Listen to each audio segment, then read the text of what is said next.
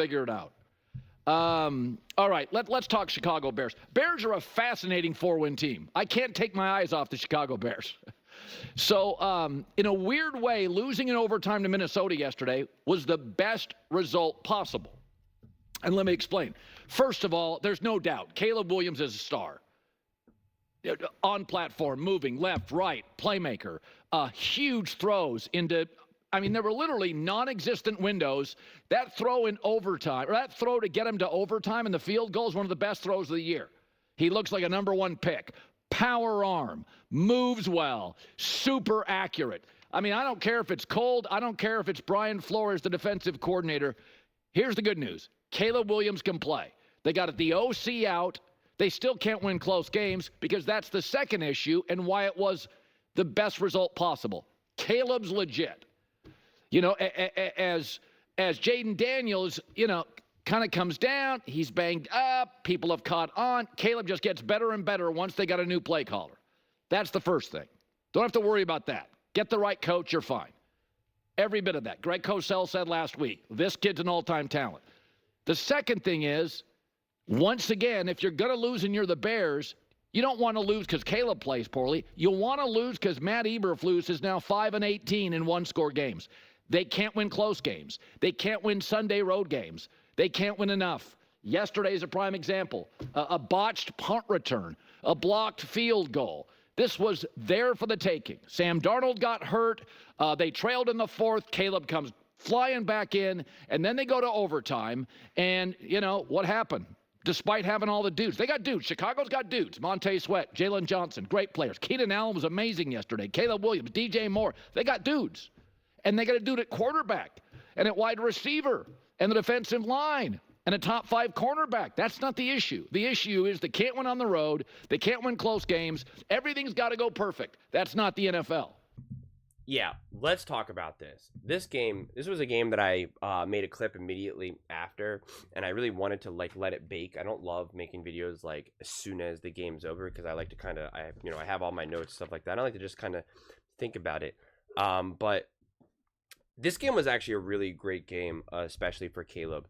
And like I said at the end of that game, was that it's interesting to me. I don't care about diagnosing all the things that actually kind of went wrong in this game or this season for the Chicago Bears because it so largely does not matter because the coaching staff is clearly a fundamental problem, the culture, etc.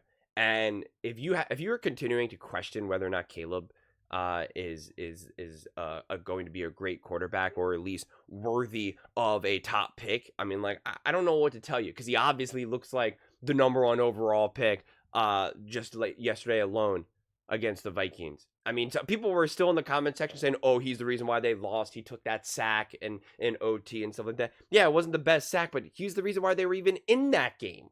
He's holding onto the ball because he's constantly got to do something out of nothing. Yeah, he's been getting the ball out quicker and has been able to be on time, but there's plenty of times that the plays are failing him. And he's got to now extend it and make something out of nothing. The Chicago Bears are failing Caleb. Caleb is not failing the Chicago Bears. He was failing them a bit earlier on in the season. You can make that argument for sure. Not now. Caleb is absolutely putting this team on his back. And they're failing him. They've had a few really awful drop passes where you're just what are you doing? And then, you have the muff punt, the blocked field goal, and you're just this is absurd. And that's why I point to coaching and culture. This is a many, many small things. This isn't just a couple big things. It's many small things, which points to coaching when it's those things. They just look ill-prepared. They're not ready for the moment, again, especially situationally. And that's why it's I don't even have a desire to kind of keep talking about that week after week because that's coaching. That's not necessarily just going to magically change. There's no reason for it. And so I think the future is really bright for this team. I think the future is really bright for Caleb Williams. And this is just kind of a next year feel. Even this game plan, again, 47 passes, 32 for 47, 340 yards, 2 touchdowns. Caleb was kind of running for his life many times. 6 carries for 33 yards. I mean, the team as a whole was 13 for 30. Or Swift, I think, was just 13 for 30. I mean, just like 78 total. Just, get the run game going, man. I mean, the fact that they're putting all of this on a rookie quarterback with a new offensive coordinator against a really difficult Vikings defense, right? Expectations are crumbling. This team is crumbling, fielding questions like nonstop. And you're like, all right, let's go have our rookie quarterback in this situation now go throw 47 plus times, because you would have thrown more than that if you didn't have to, if you didn't get flushed out of the pocket and have to run around. Just kind of goes to show you kind of how much of a mess this team is. And again, he passed with flying colors. I said going into this game, I said there's going to be a great chance that Brian Flores and this Vikings defense was really going to make Caleb look like a rookie, especially considering what's been happening from just a coaching standpoint with the Bears. And I said that if he could overcome that and really play great, that is going to be wildly impressive to me. And that's exactly what that game was. Wildly impressive to me. Caleb does not have this great relationship with a great coordinator right now or an offensive head coach.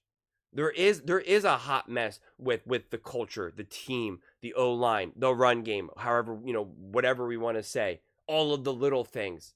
Blocked field goals, muff punts. I mean, like, so many things are stacked against Caleb Williams right now. Now it's a divisional game. The Vikings, who are obviously a really good team. Brian Flores' defense has really been able to attack veteran quarterbacks. And Caleb passed with flying colors. He looked awesome.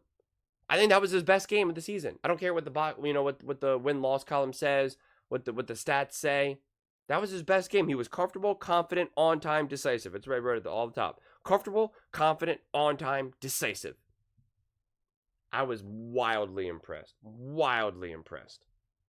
I mean, some of the throws that he was making, again, because what's been really awesome is some of the throws that he's been making, again, situationally, are so crucial. I mean, he's had a couple throws that, like, usually when I watch them, I'm like, oh my God, I have to, like, remember this in my mind, or I have to write a note in a way that'll make me, know exactly what the outcome, exactly what the situation was. I got to start taking more detailed notes.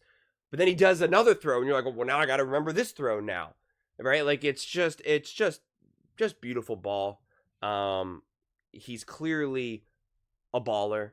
He's clearly got that in him. He clearly cares. He's clearly resilient.